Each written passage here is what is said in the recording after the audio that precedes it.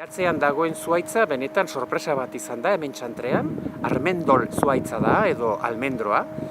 Baditu 3 metro terdi perimetroan, oso handia almendro bat izateko, 13 metro altueran eta adaburuak hartzen du bederatzi metro terdi.